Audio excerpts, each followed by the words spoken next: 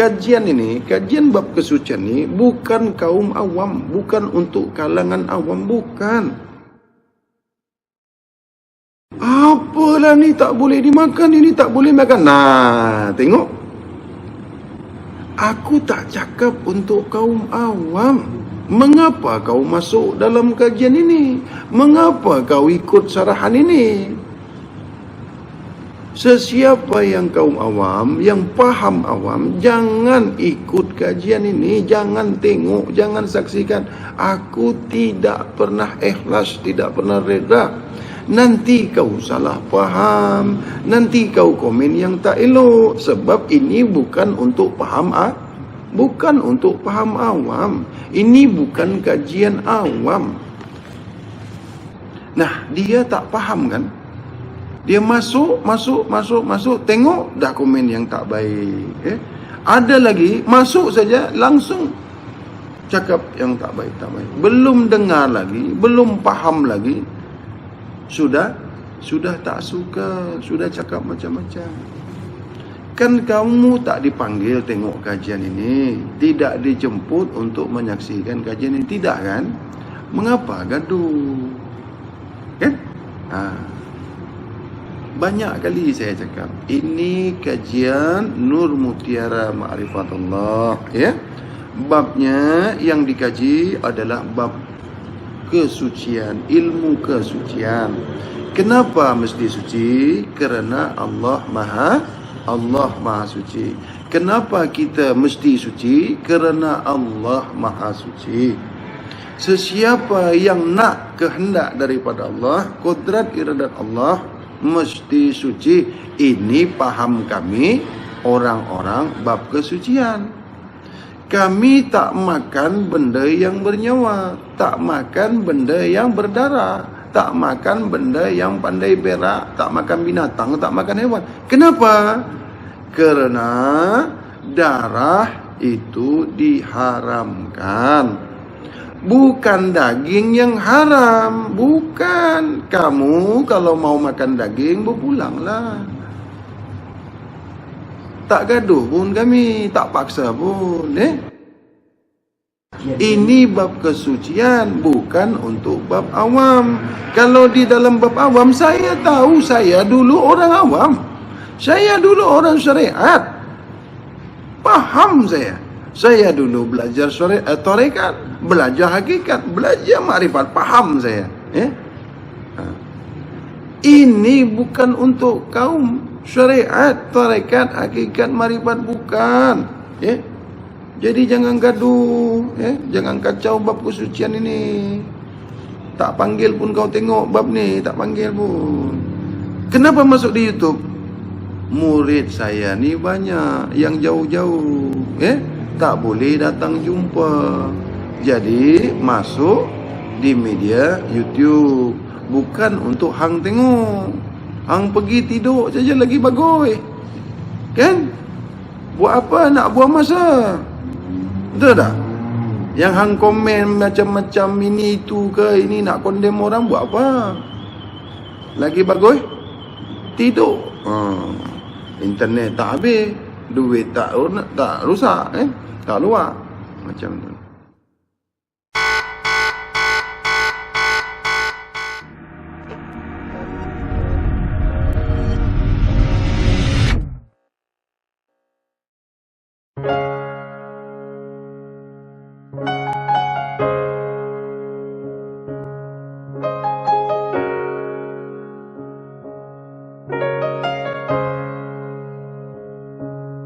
Dan saat dan semasa kau temukan aku, di situ kau tak perlu lagi mencariku. Jangan kau katakan yang kau itu tak mahu mencoba sesuatu. Jangan katakan bahwasanya itu tak layak yang kau mesti buat sehingga kau tiada. Kau tahu sebenar-benar yang ada. Kau faham sebenar-benar yang kau belajar. Segala yang kulakukan, aku lakukan untuk kamu. Lihatlah di diri kamu. Pasti kau akan jumpa. Tak ada lagi yang rahasia. Semuanya sudah nyata. Terimalah aku seada yang kau tahu. Aku akan bagi kau semua, lagi apapun yang kau sembunyikan. Jangan kau katakan itu yang kau tak mahu mendapatkannya. Aku tak bisa, aku tak boleh menangguhkannya. Aku tahu yang kau mengetahuinya. Segala sesuatu yang aku lakukan, semua yang aku ajarkan demi untuk kau semata. Kalau kau paham, tak ada kasih sayang sebagaimana kasihku kepadamu. Tak ada yang lain, tak ada sesiapa yang lain yang boleh membagi lebih daripada melebihi diriku sendiri. Tak ada tempat bagi hatiku, tak ada apa-apa dalam hatiku. Tiap saat, tiap apa yang kubuat, semuanya untuk kau. Dan semua itu sudah kulakukan, dan aku mau melakukannya untukmu.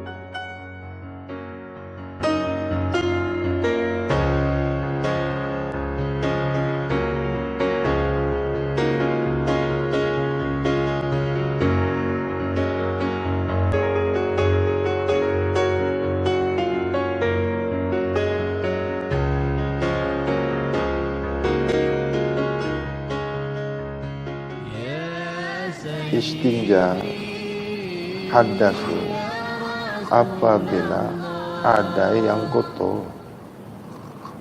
Makna istinja membuang, tolak semua benda yang kotor. Makna istinja itu mengangkat yang kotor. Makna istinja itu istinja, ya, angkat, buang yang kotor. Itu mana istinja. Hadas itu, ya, najis, membuang najis. Mandi hadas umpamanya, membuang hadas besar, membuang kekotoran yang besar.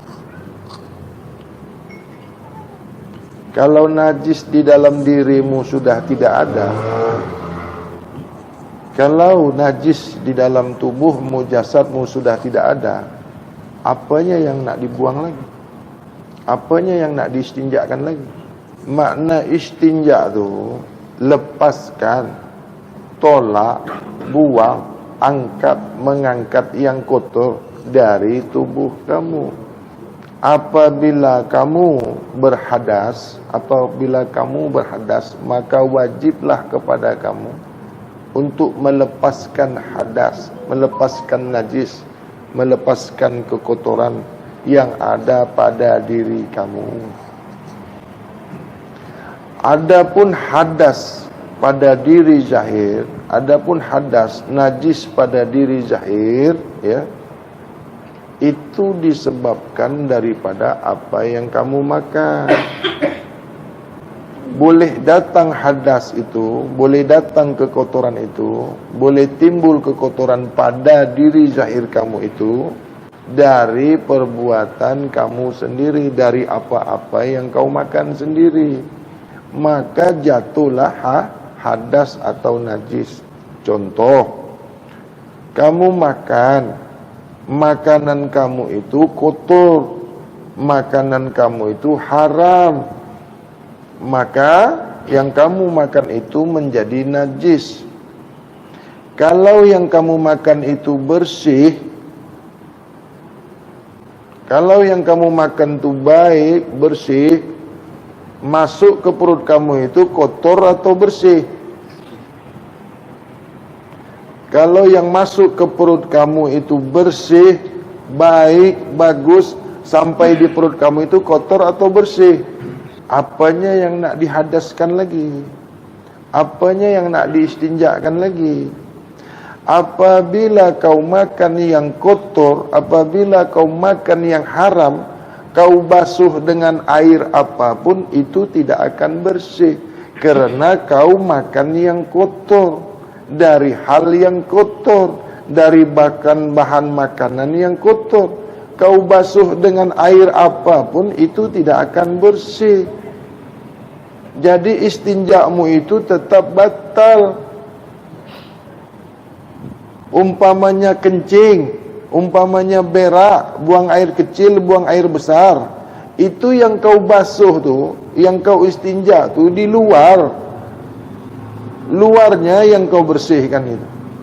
Adakah yang dikatakan istinja itu hanya luarnya saja yang bersih? Sahkah istinja kamu yang kamu buang air kecil, yang kau basuh tuh ujungnya saja? Kalau di hukum syariat yang dinamakan istinja tuh bersihnya di luar saja. Di luar saja, dibasuh dia, dicuci dia luar saja, ujung-ujungnya saja. Itu yang dibersihkannya. Kalau di bab awam, di bab syariat, makan yang kotor-kotor, yang busuk, makan bangkai, yang sudah mati itu bangkai namanya. Apabila mati, bangkai namanya. Tidak boleh ditawar-tawar lagi. Kalau bab hawas, kalau bab orang yang berakal, kalau dalam bab hawasul hawas, bab orang-orang sufi, orang-orang yang mau menggunakan akal pikirannya. Apabila mati, bangkai namanya. Apapun itu. Kalau di bab hawas. Kalau di bab awam, di bab syariat, tidak bangkai. Kalau ikan mati itu, dia panggil itu bukan bangkai. Kalau di bab awam, bab syariat, bab tarekat, itu ikan itu tidak bangkai walaupun sudah mati. Sebab apa? Ikan mati itu tidak bangkai. Kalau di bab awam. Kalau di bab hakikat, bab makrifat, musyahadah, tiap-tiap yang mati bangkai namanya. Paham bangkai? Apapun yang bernyawa, berdarah, apapun yang berdarah, bernyawa, mati, bangkai namanya. Ini perbezaannya. Ini gaduh panjang terus nih. Masing-masing buka jurus, masing-masing buka dalil. Tahu buka dalil? Main hadis, main ayat, sampai bunuh membunuh, kafir mengkafirkan, sesat menyesatkan, tuduh menuduh, fitnah memfitnah. Kau tak betul, di sini yang betul. Ini aku buka. Dalam bab syariat, bab awam, ikan mati itu tidak bangkai, boleh dimakan. Paham? Ayam, daging lembu ke yang berkaki 4 itu boleh dimakan. Di bab awam nih, bab syariat, boleh. Bunyi lembu itu boleh dimakan.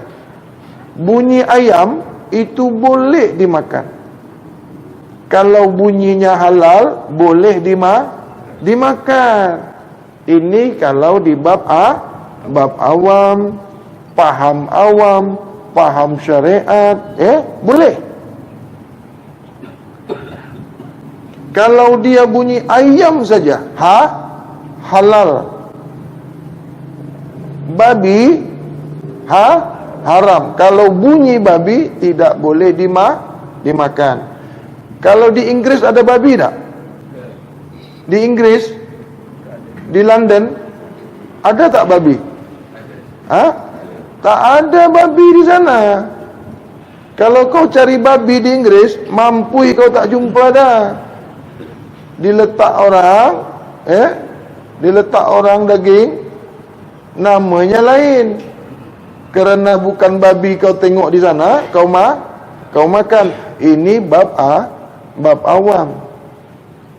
Kalau di bab hawasul hawas, bab hakikat makrifat musyahadah, Dia tak macam itu pikir dia. Ya? Berbeza dengan bab awam. Dalam bab hakikat, makrifat, musyahadah, tiap-tiap yang mati bangkai namanya. Apapun itu, dia tak mau makan. Ini perbezaannya. Tidak pernah kaum hakikat makrifat ini mengharamkan ikan. Itu tidak pernah. Karena di Al-Quran juga tidak sebut ikan itu haram. Jangan kau haramkan yang tidak disebutkan di Al-Quran. Karena apa? Orang syariat makan ikan. Jangan kecilkan hati orang syariat. Daging itu halal. Sebab kaum syariat, kaum awam, dia makan itu daging, walaupun daging itu ada mengandungi darah.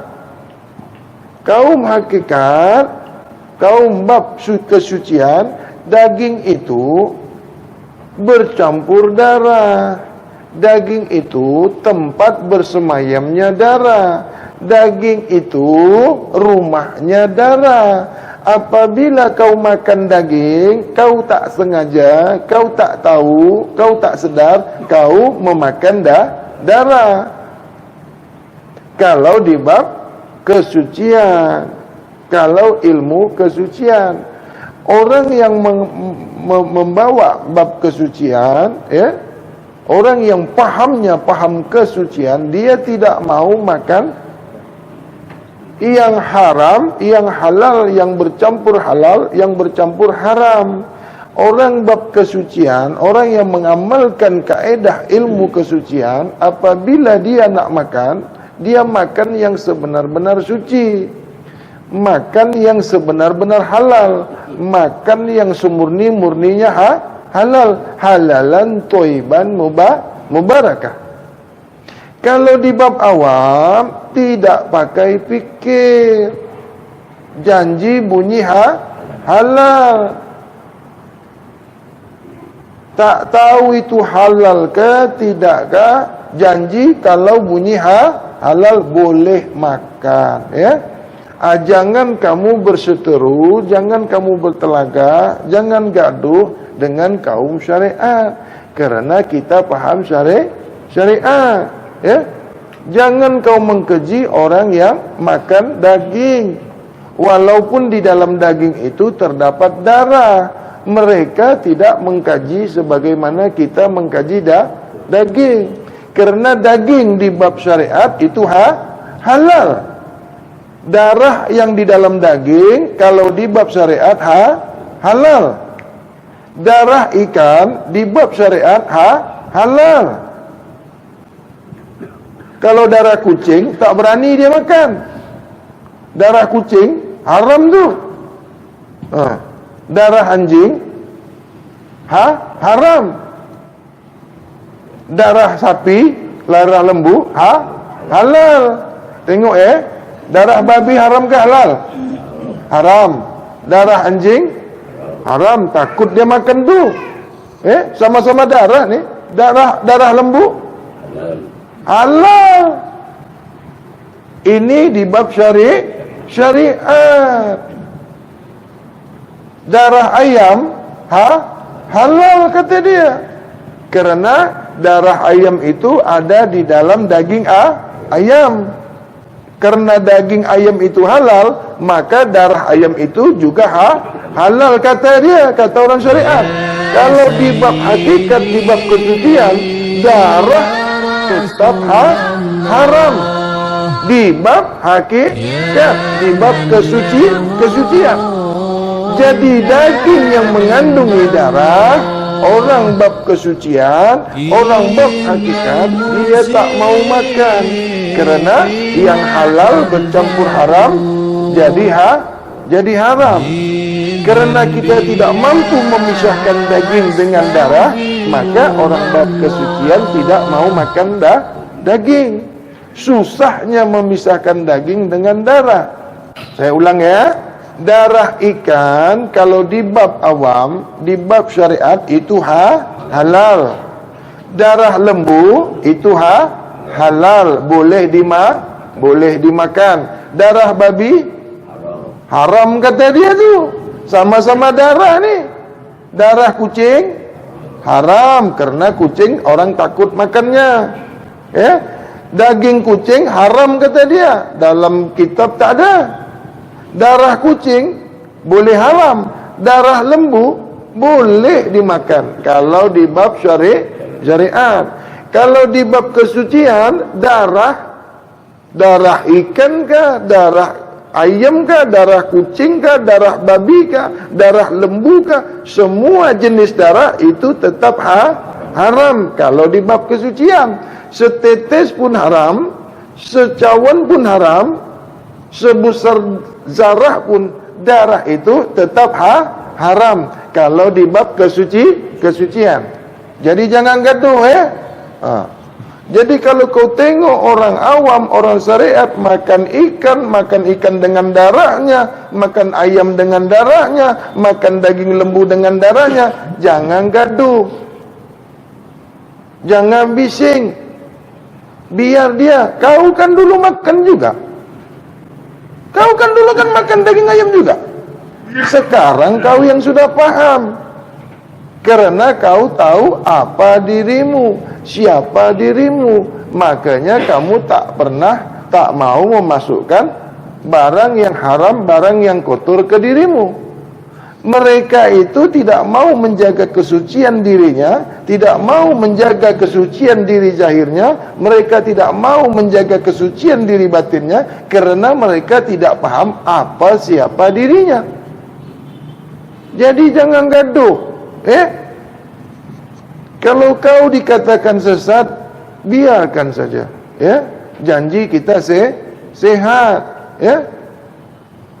Dikatakan kau ni sesat, dikatakan kau ini ilmu bukan ilmu Islam, biarkan saja. Tunggu saja. Nanti mana yang duluan mati? Tengok. Siapa yang mengkeji, maka kekejian itu akan datang kepada dirinya sendiri. Ulama-ulama dulu, guru-guru dulu itu umurnya ratusan, atas 100. Guru-guru sekarang belum 60 mati. Belum 60 mati sudah. Kenapa? Tak pandai menjaga makan. Karena apa? Semua dimakannya. Apabila dia sakit, dia panggil Allah angkat penyakitnya. Contoh saya ni sakit. Ya Allah, angkatlah penyakitku ya Allah. Ambillah penyakitku ya Allah. Dengan nyawa-nyawaku pun ambil tak apa. Dipanggil-panggil nama Allah, yang datang malaikat yang datang. Malaikat dia salah dengar. Dia ingat suruh ambil nyawanya. Apa kau cakap? Ambillah nyawa kau. Malaikat ni kan lurus. Mana tahu dia. Sekali dia gentap dengannya, rupanya yang diambil bukan penyakit, nyawa dia yang diambil. Itulah malaikat. Sebab apa? Kau suruh-suruh Tuhan angkat penyakit engkau. Adakah Allah bagi kita penyakit? Kalau Allah bagi kita penyakit, mestinya daripada lahir. Kalau Allah bagi kita penyakit, Allah bukan kasih sayang.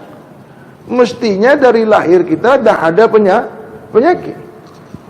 Tetapi sesiapa yang dilahirkan, sesiapa anak cucu Adam yang baru dilahirkan dalam keadaan suci, sempurna sehatnya, sempurna sucinya, tidak ada penyakitnya. Adapun anak yang lahir itu sakit, cacat, itu kerana mak ayahnya lalai.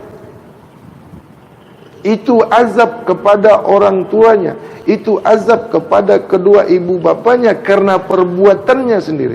Maka Allah menurunkan azab kepada seorang ibu dan seorang ayah karena kelalaiannya. Jadi kalau anak itu cacat, anak itu rosak, anak itu kurang, anak itu ini dan itu perbuatanmu, itu karena ulahmu, itu karena dosamu. Sesiapa yang menghendaki keturunan yang elok, yang baik-baik, maka berbuatlah yang baik, buatlah yang elok, sehingga anak keturunan cucu kamu baik dan elok. Sungguh banyak orang yang sakit, sungguh banyak orang yang tak paham dengan penyakitnya. Dia sendiri yang buat penyakitnya. Oleh kerana dirinya sendiri lalai, dia minta Allah yang angkat penyakitnya. Apalagi yang tak kenal Allah, apalagi yang tak tahu Allah, yang tidak kenal Allah, yang tidak dikenal Allah. Bagaimana kau suruh Allah ambil penyakit engkau? Bagaimana kau minta Allah menolong engkau? Bagaimana kau minta rezeki kepada Tuhan kamu, yang kau tak tahu Tuhan kamu, yang kau tak kenal Tuhanmu? Mudah sangat kau suruh Tuhanmu itu untuk menolong kau. Mudah sangat kau katakan Tuhan itu untuk mengangkat penyakit kau itu. Dari mana? Jangan lagi kau minta tolong ke Tuhan, kau minta tolong dengan orang aja, orang tak nak tolong. Kalau kau tak kenal dengan orang itu, kau minta tolongkan dengan saudara kamu, dengan family kamu, dengan adik-beradik kamu. Itu pun belum tentu kau minta tolong, belum tentu dia mau tolong kamu. Sekali dua kali bolehlah kau ditolongnya. Kalau kau sakit berbulan-bulan, bertahun-tahun, nakkah? Nakkah saudara kau tolong kau tu? Dah berak, dah terkencing, dah pakai pampers, nakkah? Menyebokkan kau, mengambil makan kau, membuatkan obat kau, nakkah? Jangan lagi saudara, jangan lagi adik-beradik, ayah kau, mak kau pun tak nak tolong kau. Dah terkencing, dah terberak atas katil, dah terkencing, terberak, dah bau-bau busuk, dah bau bangkai kau di atas tempat tidur kau, di atas katil kau tu. Tengok nanti siapa yang nak dengan kau. Bertahun-tahun kau tak boleh bergerak, terberak, terkencing kau atas tilam, atas kasur kau tu, atas tilam, atas katil, dah terkencing terberak. Tengok nanti mana yang tolong kau esok. Oh, saya banyak duit, boleh panggil nursing, boleh panggil nurse datang rawat saya. Berapa banyak duit kau? Kalau setahun kau rosak, sakit, kau boleh bayar nurse, boleh panggil juru rawat. Kalau 10 tahun kau sakit, kalau kena kanser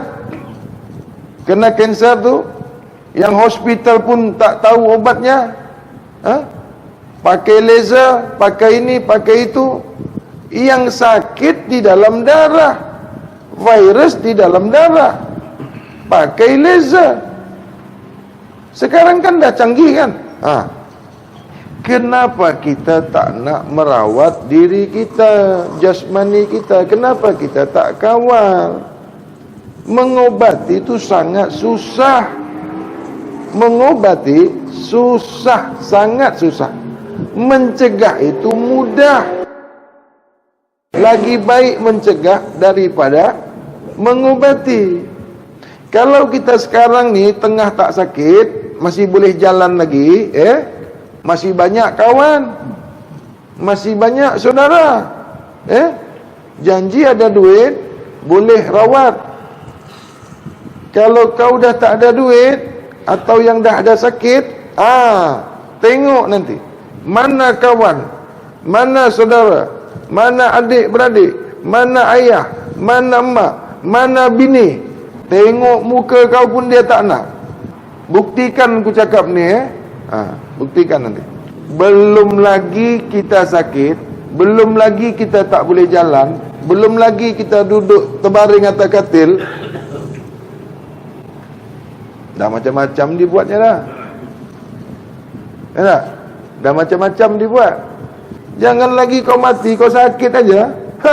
Mana kunci? Kunci kereta, mana akaun bank, mana ATM card. Pegang kuat-kuat dulu. Tengok, cubalah kau cuba sakit 2 bulan. Wallet dah simpan cukup-cukup dah tu. Bang, tukar nama bang. Ini gram ni macam mana? Tolak nama saya bang Lepas tu abang nak mampui lah bang. Janji semua geran kereta semua dah tukar nama. Di mana kita nak cari isteri kita yang soleh? Di mana kita nak cari isteri yang setia dengan kita? Di mana kita nak cari anak kita yang setia dengan kita? Di mana? Nak tunggu kita sakit? Nak harap anak tunggu kita yang sakit? Dia pun ada anak juga. Dia pun ada isteri juga. Itulah di dalam bab kesucian, tidak akan pernah kau sakit kerana kau sentiasa menjaga kebersihan kesucian diri. Sentiasa kau mensucikan dirimu, sentiasa kau makan yang suci, sentiasa kau makan yang halal, kau tak makan yang subhat, kau tak makan yang bercampur, kau tak makan yang halal yang bercampur haram. Kau tidak makan yang haram bercampur halal. Kau tak makan yang abu-abu. Kau sentiasa makan yang bersih, suci. Kau sentiasa makan yang halal, halalan, thayyiban, mubarakah. Makanlah yang halal, baik lagi barakah.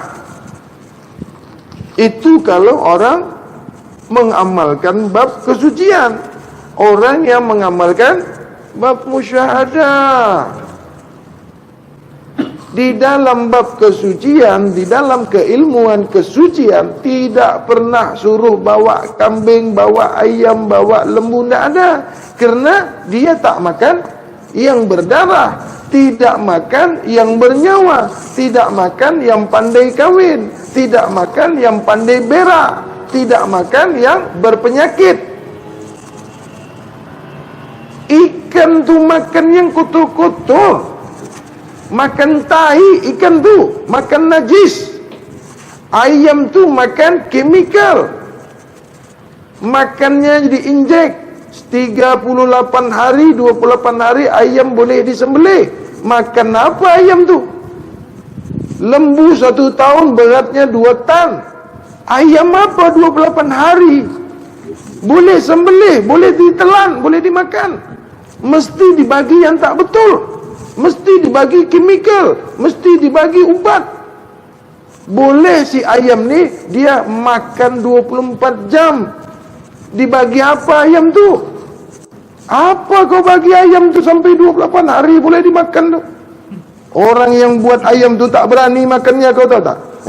Orang yang buat ayam tu yang 28 hari yang kau makan tu, yang penciptanya, yang membuat ubatnya, itu tak berani makan.